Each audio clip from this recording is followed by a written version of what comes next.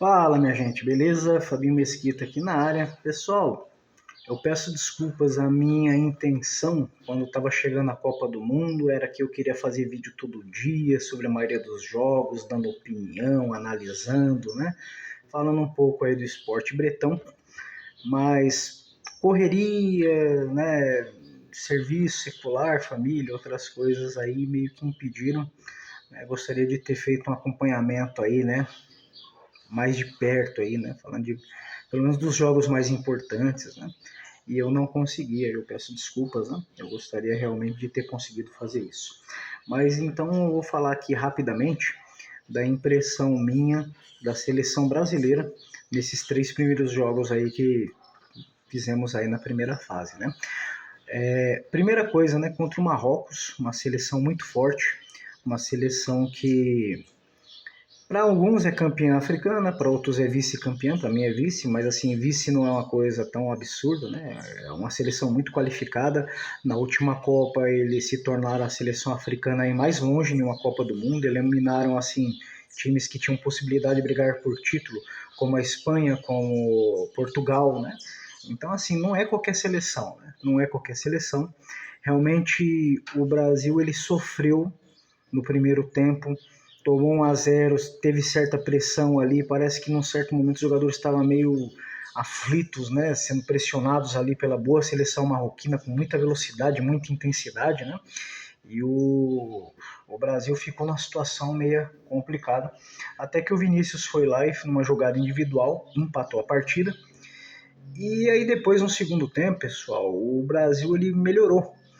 O Brasil ele teve chances até de ter virado a partida. Se ele tivesse caprichado um pouquinho mais ali, ele tinha até possibilidade de ter virado a partida em cima do Marrocos. Porque eu observei depois nos vendo os outros dois jogos do Marrocos, o Marrocos, perdão, é uma seleção de muita intensidade, mas no segundo normalmente eles dão uma caída, sabe? Eles começam ali muito pujantes, né, no começo ali no primeiro tempo, mas depois fisicamente eles têm uma queda, têm uma baixa, né? E o Brasil não soube aproveitar isso, poderia até ter virado o jogo contra eles.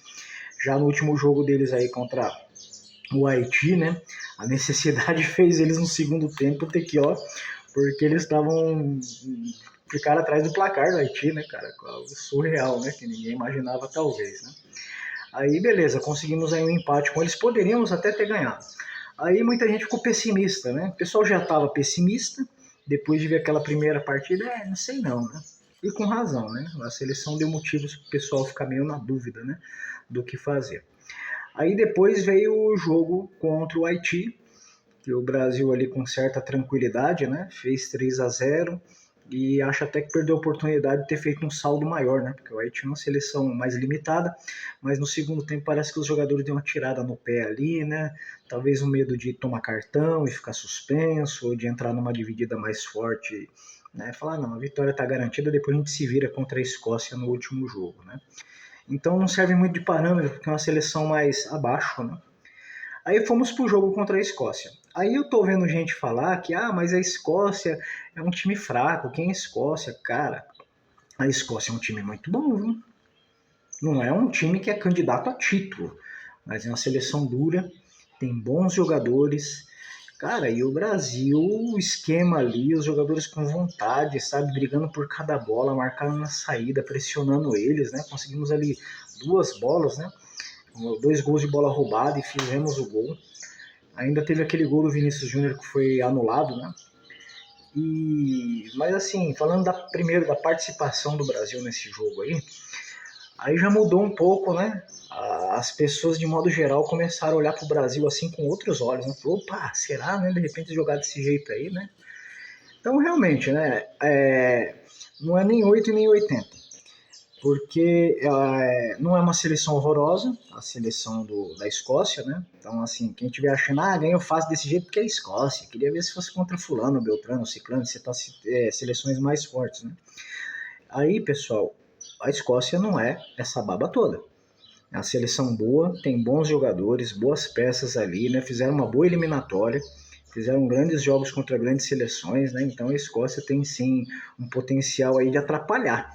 E o Brasil não permitiu que a Escócia gostasse do jogo. Eles foram lá O Brasil, a seleção brasileira se impôs e conseguiu essa vitória aí, uma vitória muito boa, tá? Eu diria contra a Escócia. Ah, quer dizer então que ganhou da Escócia, então pode vir quem vier? Não, cara. Melhorou, né, em relação aos outros jogos, a seleção tem mostrado uma evolução no decorrer das partidas, né? Mas ela precisa continuar evoluindo, porque a partir do mata-mata agora a coisa vai mudar completamente de figura, né? Mas antes de eu falar um pouquinho do mata-mata, deixa eu voltar no jogo com a Escócia. Muita gente brigando, discutindo por causa daquele lance do Vinícius Júnior, falando que não foi falta, né, que o juiz roubou, e, gente, é interpretativo.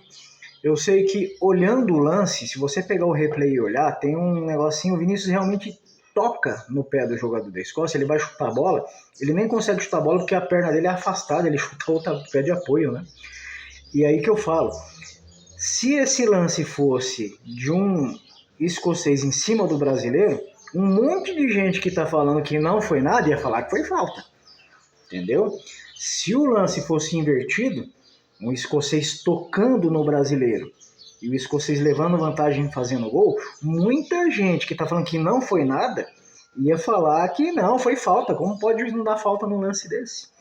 Entendeu? Então, acho que é até normal isso, né? Acho que acontece esse tipo de coisa. Mas enfim. Agora, pessoal, só uma análise seleção japonesa.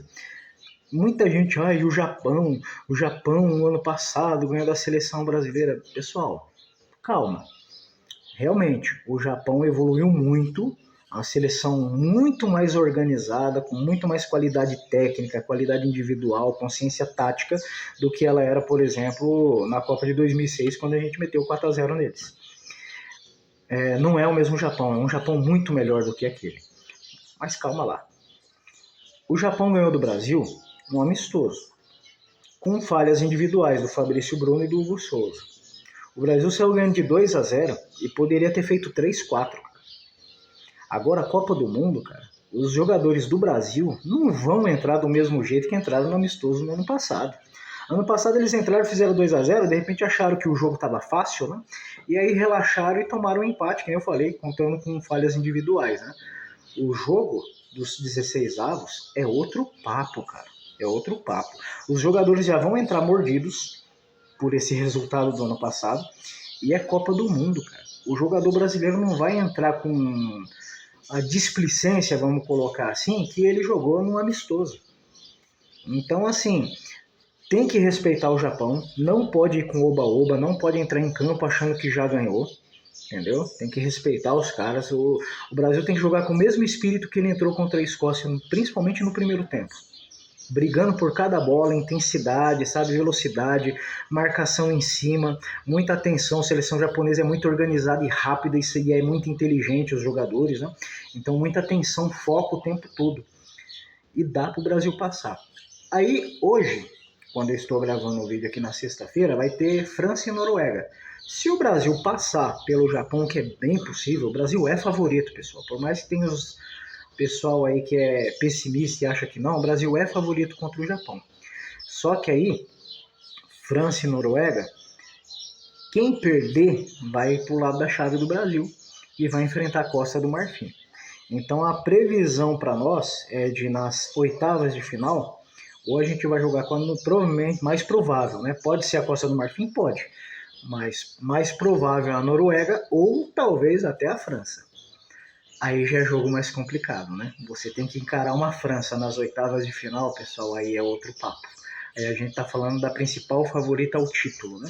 E mesmo que não seja a França, que seja a Noruega, com o Haaland, o Sorloth, né? O Haaland com 1,94, o Sorloth com 1,95, caras de velocidade, caras fortes fisicamente, Rapaz, vai ser pedreira também. E até na eventualidade de a gente enfrentar uma Costa do Marfim, cara, essa seleção da Costa do Marfim não está sendo muito falada, mas é uma seleção de jogadores também fortes fisicamente, muito velozes, é uma seleção também que evoluiu bastante. Não é aquela Costa do Marfim que a gente enfrentou em 2010, né? Essas seleções médias, baixas, né? Elas ganharam muita consciência tática. Então, assim, elas evoluíram muito. Não é que ninguém mais respeita o Brasil, não. Eles respeitam o Brasil tanto quanto antes. Nenhuma dessas seleções aí, se tiver escolha, quer enfrentar o Brasil. Preferem enfrentar outras. Você entendeu? A questão é que antes elas olhavam que o Brasil estava aqui e elas estavam aqui. Como elas evoluíram, hoje elas estão aqui. Elas ainda estão abaixo da seleção brasileira. Mas hoje elas sabem que elas têm condições de enfrentar o Brasil, sim, como tem condições de enfrentar a Espanha, França, Alemanha, Holanda, Portugal, Argentina, as grandes seleções. Entendeu? Então, o que a gente tem que fazer, aqui a gente, né? Que os jogadores têm que fazer é não ser arrogante. Entrar, fazer a parte deles da melhor maneira possível. E é um jogo, gente. Alguém vai ganhar, alguém vai perder. Mas, se eu fosse você hoje, eu torcia para a França não perder para a Noruega. Deixa a França para talvez, se eles chegar numa final, nós pega eles na final, né? Mas agora nas oitavas, eu prefiro jogar com a Noruega. Não que tenhamos, uma hora vai ter que jogar com a França, né? Se quiser ser campeão, você vai ter que jogar com a França, com a Argentina, com a Inglaterra, você vai ter que enfrentar as grandes seleções, né? Porém, pensando até no desenvolvimento da Copa, seria mais interessante nesse momento jogar ou com a Costa do Marfim ou com a Noruega, né? Adversários assim bons, que tem que tomar todo cuidado, porém adversários um pouco mais acessíveis do que a França, né? A França já seria um negócio assim de louco, né? França e Brasil, cara, ia ser bravo, tá bom?